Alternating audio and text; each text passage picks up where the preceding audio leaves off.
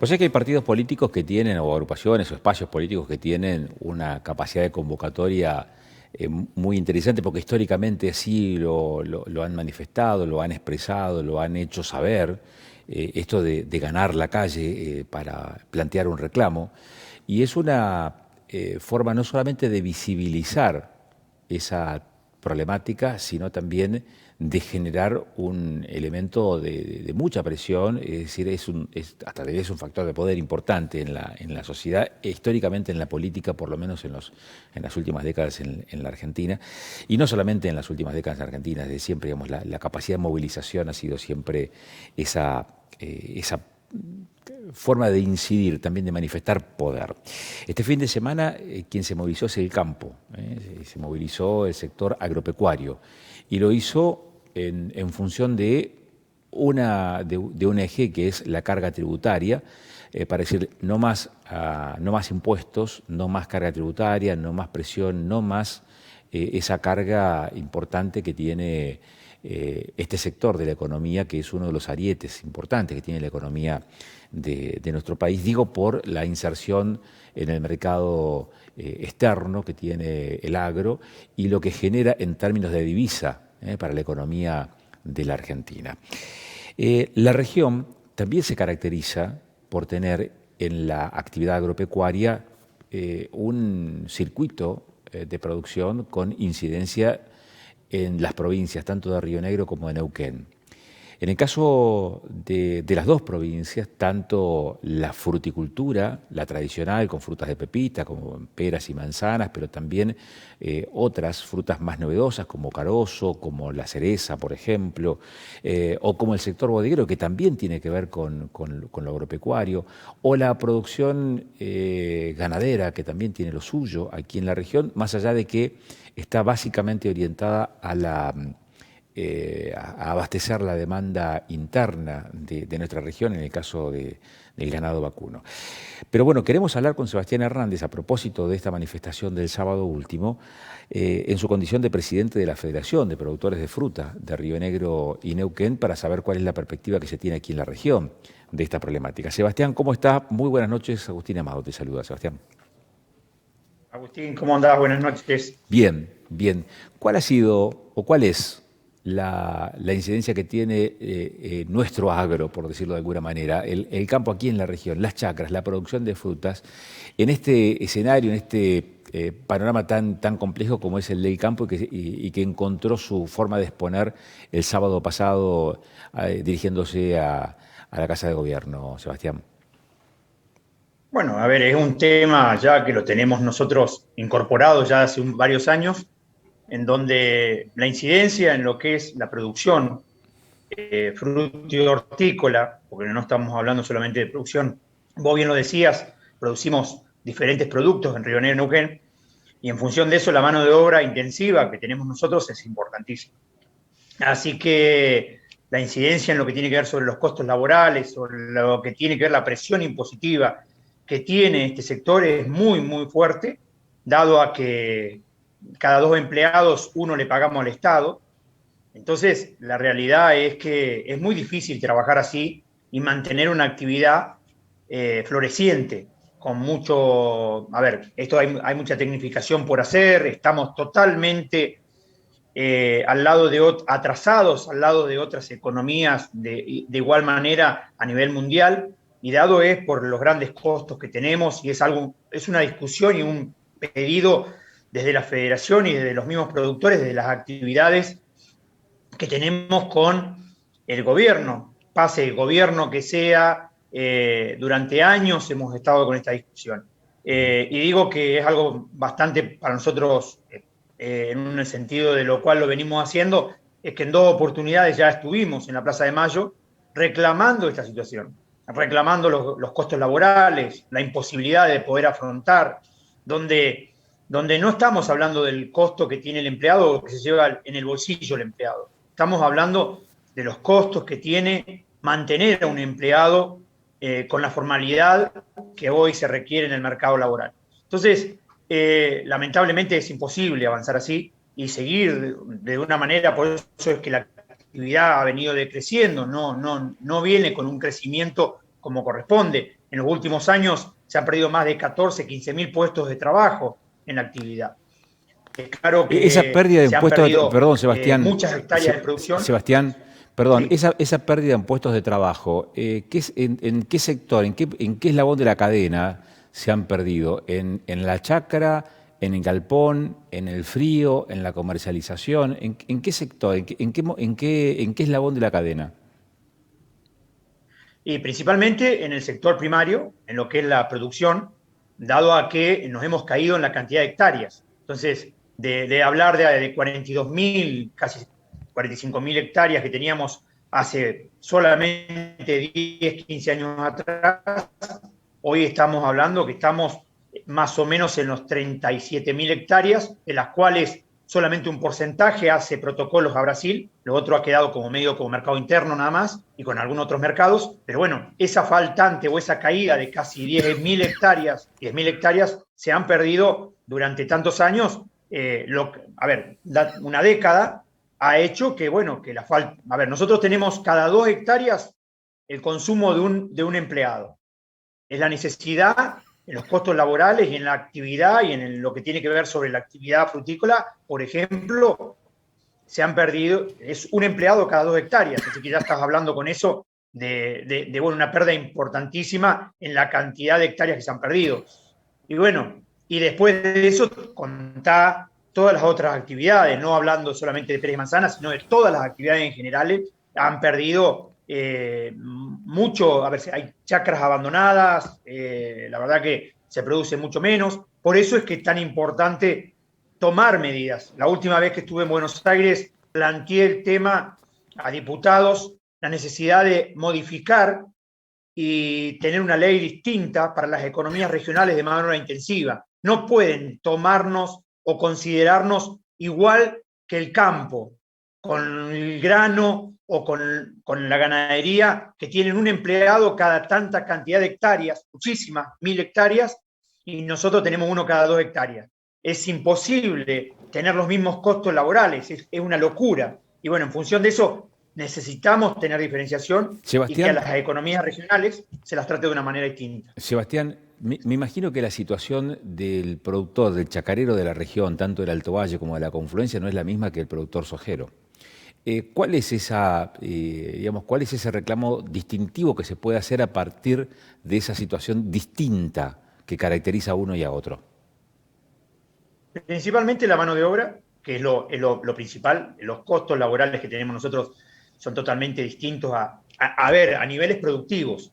Cuando uno habla de una producción, en función del recupero de esa producción, no es lo mismo el costo que tiene, que incide directamente en la actividad, la mano de obra en un sojero, que en un frutícola o en cualquier producción que sea de mano intensiva. Entonces, ya te das cuenta que vos, fíjate, en el costo laboral de la actividad frutícola tenés una incidencia del 65% en mano de obra de esta actividad. En cambio, en la de un sojero no incide más de un 10%, un 5, entre un 5, 7% es lo que incide una mano de obra en un sojero, a la diferencia de un productor, como digo, de economía regional. Entonces, ahí es donde tenemos que buscar la diferenciación. Creo que somos el motor generador de mano de obra en todo el país, no hablando solamente de lo que es Pere Manzana, sino hablando de todas las economías regionales del país. Más del 70% de la mano de obra del campo la producimos las economías regionales y bueno, en función de eso es la necesidad de que nos tomen de una manera distinta. Creo que es principalmente el gran problema y la dificultad mayor que tenemos en nuestra actividad. Acomodando eso, después podremos tener algunas discusiones con el tema de dólar, que tiene que ver con las diferenciaciones y bueno, los costos internos que lo tenemos todo, el que producimos, que es como un castigo que Eh, uno tiene, pero bueno, esta actividad, por ejemplo, está exenta hoy ya de lo que es los costos de exportación. Entonces, dentro de todo hay un alivio, pero bueno, no se traduce por la cantidad a ver, el problema que tenemos, como te digo, el costo laboral. Cuando el dólar, y sobre todo el blue, tiene algún salto como el que tuvo en las últimas horas, que superó los 200 pesos y creo que llegó a los 212, 210 pesos en la jornada de hoy. ¿Es una buena noticia o no tiene demasiada incidencia porque la economía sigue manejándose por el dólar oficial? La economía, digo, frutícola. Las liquidaciones son con el dólar oficial, Agustín. La verdad que puede haber ventas a niveles de exportación con un dólar blue, eso, porque vienen dólares y de ahí se ve cómo se cambia ese dólar. Pero bueno, en la actividad a los productores frutícolas no les pagan con dólares. No es que cobramos los productores con dólares, sino que cobramos con pesos. Y en función de eso se traduce al dólar oficial. El problema es que hoy, por ejemplo, en agroquímicos, los agroquímicos aumentaron en dólares. Como el dólar está pisado, el oficial, y la necesidad de muchos de los agroquímicos que son importados, vienen de otro lado, se importan, el problema principal es que en los costos se han aumentado en dólares. Entonces hoy tenemos también ese problema, de lo cual hay un desfasaje por tener $2, por estar ¿No te da la hablando sensación, del dólar blue y del Sebastián, dólar. Sebastián, ¿no te da la impresión de que digamos, de estos temas venimos hablando desde hace demasiados años y no se le encuentra la punta al ovillo? Por supuesto que sí, es algo reiterativo. Yo me escucho hablar ahora y me escucho hablar hace 5 años atrás o 10 y es lo mismo y venimos discutiendo de la misma forma. Creo que la federación ha empezado a cambiar, ha buscado otros caminos distintos. Me parece que la dependencia de los productores hacia las empresas únicamente ha hecho también una situación distinta. Y bueno, y también hay una realidad. Como federación, como productores, tenemos que hacer presentaciones, hacer trabajos y en función de eso empezar a requerir que se tomen o se diferencien las leyes a niveles nacionales con los productores. Si no empezamos a mostrar y a presentar los números como corresponde, y que lo estamos haciendo, y creo que es la manera, es muy difícil porque una persona sentada en un escritorio en Buenos Aires no entiende de las dificultades que tiene un productor frutícola en Río Negro y en Neuquén. Sebastián, muchísimas gracias por estos minutos que nos ha dado de tiempo. Muy amable. No.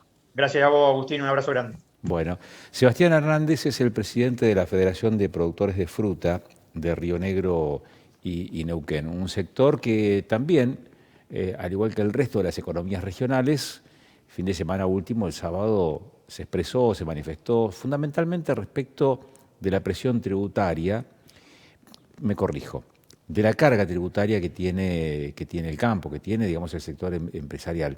Hay una distinción entre presión y carga fiscal. La presión es, digamos, la gestión que hace el organismo recaudador para recaudar, digamos, para que haya menos evasión, para que todos los contribuyentes tengan al día sus obligaciones tributarias con el Estado, ya sea nacional, provincial o municipal.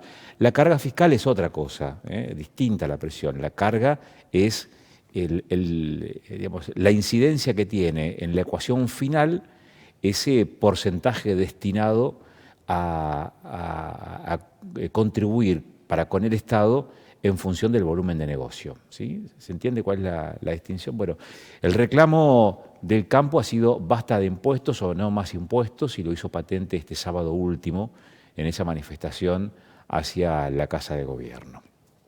Fundamentalmente por el sector agropecuario y caracterizado por los sectores de la Pampa Húmeda, Córdoba, Santa Fe, provincia de Buenos Aires, La Pampa.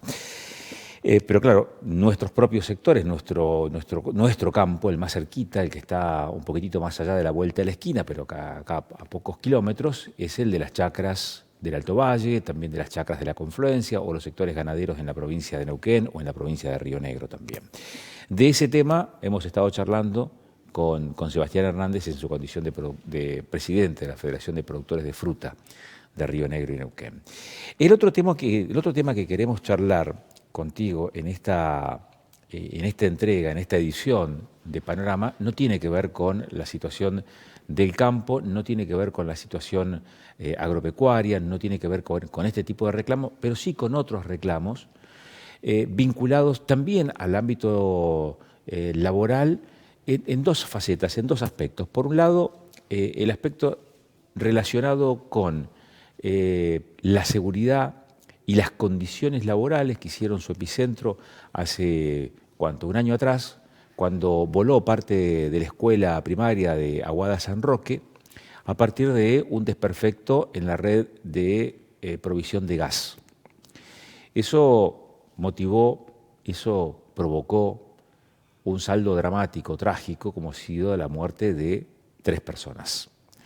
Entre ellas, una docente, hacía poco que se había recibido como docente, y estaba desempeñándose en ese su primer cargo, su primer vínculo laboral, Mónica Jara, y 2 operarios que son los técnicos que habían asistido para reparar lo que se advertía que era una falla.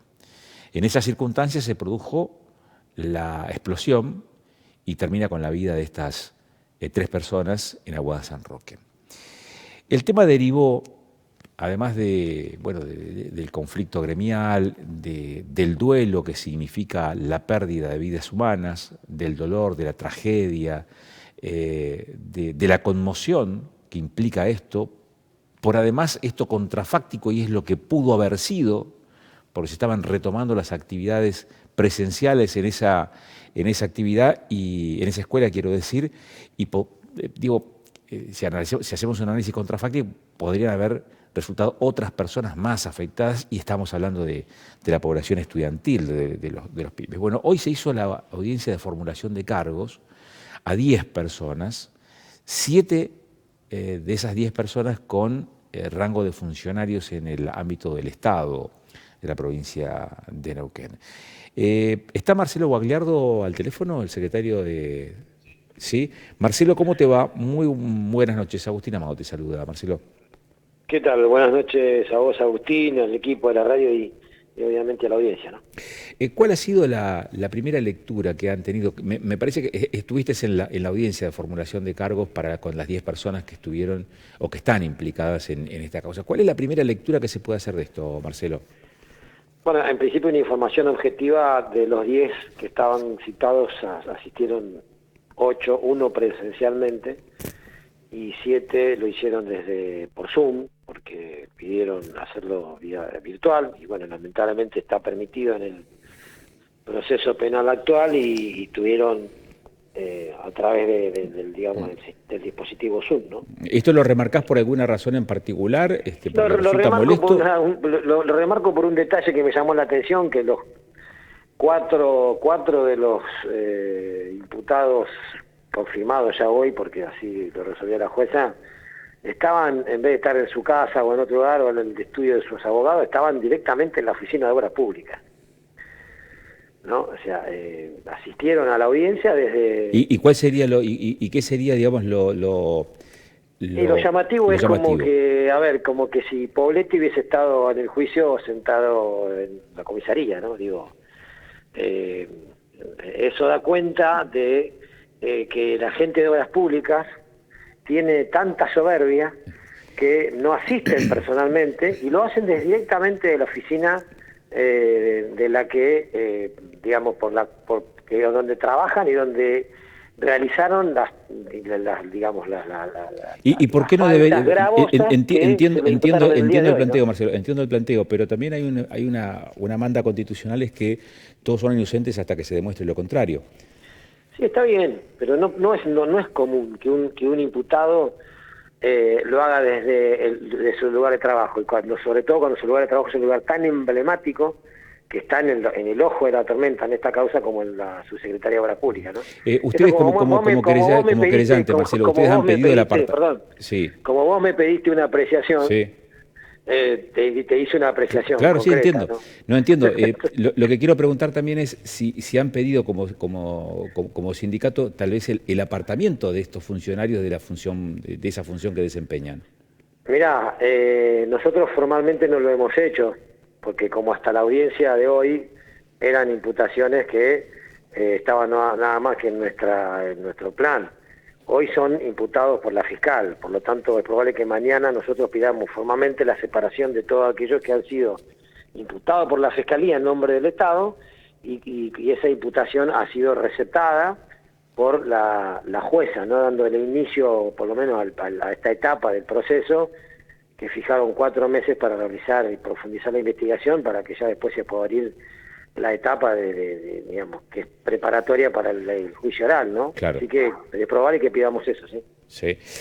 El otro tema sobre el cual me interesaba charlar unos minutos contigo también, Marcelo, bueno, esto nos va a seguir dando que hablar en las próximas jornadas porque, digo, a partir de esto sigue su curso la investigación judicial y a medida que se vayan produciendo novedades seguramente vamos a estar charlando de esta cuestión. Lo otro que quería aprovechar la oportunidad para consultarte tiene que ver con este anuncio que se hizo ya hace algunos días atrás y que se volvió a insistir en estas últimas horas, y es la de agregar 1 hora más a la jornada escolar. Hemos charlado también en alguna oportunidad respecto de esto. ¿Por qué crees que agregar 1 hora más no mejora la educación, no mejora la calidad educativa, no le devuelve centralidad, esa centralidad perdida a la escuela? Y en todo caso, si es así, ¿qué debería mejorar la escuela para recuperar ese lugar protagónico en la formación de los chicos? Bueno, en principio nosotros hoy tenemos serias falencias para garantizar las 4 horas 15 que estamos en las escuelas, ¿no? Porque tenemos una enorme cantidad de días de clase que se pierden por distintas problemáticas, la mayoría de ellas vinculadas a problemas de infraestructura, a falta de auxiliares de servicio, a problemas relacionados con la falta de cobertura de algún que otro cargo. Entonces, lo que nosotros entendemos que primero hay que garantizar que podamos terminar un año completo y que se le garantice a nuestros estudiantes la totalidad del proceso y del trayecto educativo en las condiciones que merecen, ¿no? Y cuando digo esto, digo, por ejemplo, hoy tenemos casi 30 escuelas que no están funcionando y que algunas de esas escuelas están trabajando en lugares que no son escuelas y que son espacios alternativos, y muchas de ellas están con trabajo a distancia, ¿no? Entonces, y esto viene de un proceso en el que en un momento había 150 escuelas en esa condición. Hemos ido mejorándolo, pero eso es un tema que hay que ponerle mucha atención, porque el tema de la condición en la que se puede generar el proceso de enseñanza y aprendizaje es un tema fundamental. Y en la provincia de Neuquén y en muchas provincias argentinas eso no es un tema que está resuelto. Agregar 1 hora más en estas condiciones, menos aún, ¿no? Pero aparte sería empeorar la actual condición de trabajo de los trabajadores y trabajadoras de la educación. Vos pensás que un docente en Neuquén y en cualquier lugar del país, para completar un salario más o menos que le alcance a cubrir el costo de mantener a su familia, tiene que trabajar en 2 cargos. Bueno, ya eso con la carga horaria actual es una demanda de casi 50 horas semanales. Si le agregáramos 1 hora más, estaríamos hablando de 60 horas semanales. Esto, te iba a hacer una pregunta, pero sí, seguramente nos lleva a un análisis contrafáctico, sí. Porque si mejorases y duplicases, en el mejor de los casos, por ejemplo, la condición salarial de un docente, eso no significaría que probablemente desapareciera el doble turno. No, sí, cómo no, porque nosotros lo que aspiramos a tener es un cargo de jornada completa, donde el maestro esté con un solo grupo de estudiantes, en una sola jornada, en una misma comunidad educativa. Está bien, pero una jornada completa, ¿cuántas horas son, Marcelo? Y bueno, una jornada completa son entre 7 y 8 horas, ¿no? Bueno, es lo mismo que un doble turno. Es otra cosa. Entonces, ¿por qué el doble turno afecta la calidad de la educación y la jornada completa no? Porque son 2 cosas absolutamente distintas. La doble jornada, el doble turno son 2 grupos distintos, en 2 escuelas distintas, con 2 situaciones totalmente distintas en cada uno de esos grupos. El trabajo con un solo grupo de estudiantes durante una jornada completa o extendida es otra cosa, nada que ver, no tiene ninguna comparación. Es un trabajo que vos dedicás de lleno, que en tu tiempo, cuando se habla viste que se habla del médico full time y de part time, bueno, esto sería más o menos lo mismo, ¿no? Estar dedicado todo el tiempo a un solo grupo de estudiantes en la misma institución, en la misma comunidad educativa, esa es una aspiración que incluso lo dice el mismo ministro de Educación de la Nación. Hay que llegar a eso. Bueno, trabajemos para llegar a eso. Pero no es el agregarle una hora más. Aparte, digamos, esto es solamente una cuestión, como si fuese solo una cuestión de tiempo. ¿Qué haríamos en esa hora más?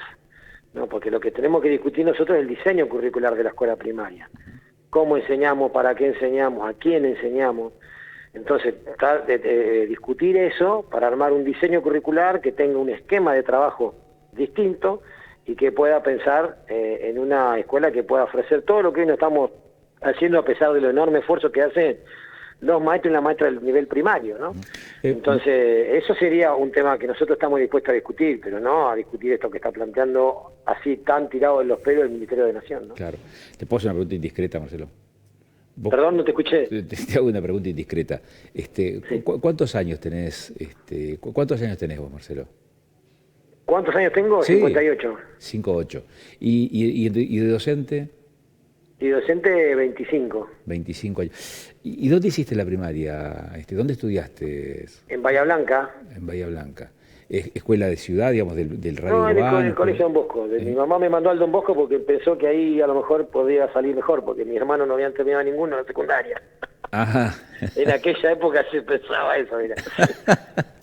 Y ahora más o menos también, porque también te mandan a las escuelas de gestión privada, porque piensan que, digamos, Claro, pero ahí tenés no un era mejor porque resultado. no era porque en esa época no era, sino porque era de los, digamos, a ver, hablando así como si estuviésemos en un café, ¿no? Sí. Los curas te iban a de alguna manera acomodar, era la idea, ¿viste? Ajá. Más que más que lo que fuese privado, porque éramos una familia bastante humilde nosotros, de laburantes, era porque en ese colegio era probable que pudieras, digamos, de alguna manera acomodarte y seguir estudiando, cosa O sea que con el resto de la familia no había pasado. Claro, o sea que ya en ese entonces, hace medio siglo atrás, o ya un poquitito menos, ya se hablaba de esa, en todo caso, esa no sé si es pérdida de autoridad, no sé si ese es el término, pero esa flexibilidad en todo caso de la escuela en cuanto a la manera de encauzar a su población estudiantil, ¿o me equivoco? Sí, puede ser, qué sé yo, ¿viste? No sé, era probable que era una suma de frustraciones en la familia que le hiciera llegar a eso, que no eran frustraciones por la escuela, eran frustraciones porque no había habido interés en seguir estudiando. Eran otros tiempos muy distintos que para ser muy difíciles de compararlo, porque la escuela pública en aquel momento tenía una llegada enorme. Si alguien me diría hoy tenemos medida de fuerza y yo las reivindico cuando las tenemos que hacer, en aquel momento hablar de paro no existía. Claro. O sea, en aquel momento la escuela pública, si se quiere, no estaba cuestionada en absoluto, y hoy nosotros sufrimos cuestionamientos mucho injustos, pero en aquel momento no, fue esa elección porque vaya a ser que cosas se le cruzó a mi mamá por la cabeza. Cuando recordás o revivís aquellos momentos, casi risueñamente, digamos, de hecho lo hicimos acá en estos últimos minutos, y observás hoy el resultado de la escuela, o lo que produce la escuela, en donde por ahí hasta egresan de la primaria chicos y chicas que tienen dificultades no solamente para interpretar un texto, sino hasta para leerlo. ¿Ese tema se resuelve con más presupuesto o se resuelve desde lo actitudinal y procedimental con otro perfil o con otras estrategias que ya no dependen solamente de la guita? Yo vos sabés que no estaría tan seguro si es cierto eso que se machaca con que los chicos salen sin saber leer y escribir. Creo que algunos salen con falencias, como salíamos en la época nuestra, pero sí estoy convencido que salen con otras herramientas que nosotros no teníamos. Claro. Hoy los chicos en la escuela primaria hablan de organizarse de centro de estudiantes, hablan de educación sexual integral, se discute el tema del derecho a la diversidad y el tema de la diversidad incluso de autopercepción sexual. Ahí me parece una serie de elementos que se han incorporado en la discusión, y no quizás por una cuestión del currículum de la escuela, porque la dinámica social ha ingresado en nuestras instituciones y obviamente los maestros hemos tenido que tomarla por una cuestión también de poder de alguna manera acompañar esos procesos. El tema de la diversidad y del respeto a la inclusión. Nosotros en aquel momento, los chicos que tenían discapacidad, le decíamos de otra manera. Digamos, no estaban con nosotros, era como que tenían una enfermedad. Lo digo así con esta crudeza porque digo, hay muchos sectores que impulsan esto de que la escuela de hoy, y la escuela de hoy tiene un montón de cosas que muchos de nosotros no vivimos en nuestra escuela. Marcelo, por eso también hay muchos problemas en muchos otros órdenes de la vida que a veces son más problemáticos que un chico que a lo mejor tiene algún problema para poder hacer alguna lectura, pero que eso lo va a terminar aprendiendo. Pero si aprende a respetar al otro que es distinto, aprende a respetar y a identificar distintas cuestiones de la vida social, creo que también son tan valiosas que nosotros no la podemos dejar. Digo esto sin desconocer los problemas que tenemos, pero digo valorando lo que se hace, y no porque sea solamente una cuestión que surge de los maestros, sino porque ha ido cambios sociales que se han incorporado en la dinámica de la escuela, ¿no? Marcelo, nos pasamos 3 minutos y acá me están tirando las orejas. Está bien. El debate va para charlar y seguramente no va a faltar oportunidad para hacerlo. Gracias por estos minutos, por esta gentileza. Por favor, chau. Chau. Marcelo Bagliardo, hablamos de educación y nos fuimos, estamos excedidos en tiempo. Nos reencontraremos en 7 días, claro, el próximo martes, aquí en Canal de Noticias 24/7.